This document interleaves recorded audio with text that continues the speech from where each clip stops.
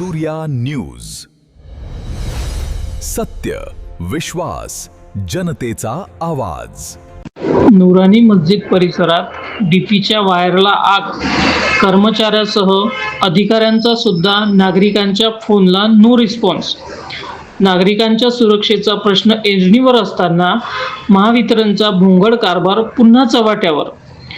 धामणगावातील नुरानी मस्जिद परिसरात असलेल्या विद्युत डीपीच्या वायरला आग लागल्याने परिसरात एकच खळबळ उडाल्याची घटना आज 22 ऑगस्ट रोजी सकाळी 6:30 वाजताच्या सुमारास घडली.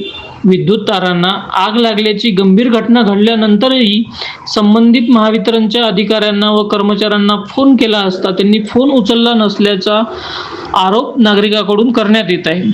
सदरचा प्रकार पाहता विद्युत डीपीजवळ आग लागणे ही अत्यंत गंभीर बाब असून या ठिकाणी मोठी दुर्घटना घडण्याची शक्यता निर्माण झाली होती. मात्र अशा परिस्थितीत महावितरण कर्मचाऱ्याची तथा अधिकाऱ्याकडून जनतेच्या मदतीला पाठ फिरवणे म्हणजे आपली जबाबदारी झटकण्याचे काम होय. संबंधित अधिकारी व कर्मचारी फोनवर उपलब्ध नसल्याने नागरिकांमध्ये तीव्र नाराजी व्यक्त केली जात आहे. नागरिकांच्या जीविताशी संबंधित एवढ्या गंभीर घटनेकडे दुर्लक्ष का करण्यात आले? संबंधित सहाय्यक अभियंता आणि वायरमन यांच्यावर कारवाई होणार का?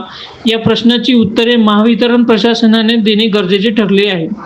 या घटनेची वरिष्ठ अधिकाऱ्यांनी तातडीने दखल घेऊन घटनेची चौकशी करावी. दोषी अधिकारी कर्मचाऱ्यावर जबाबदारी निश्चित करावी आणि भविष्यात अशा घटना घडू नयेत यासाठी धोकादायक विद्युत तारांची व डीपींची तातडीने तपासणी करावी अशी मागणी नागरिकांकडून होत आहे.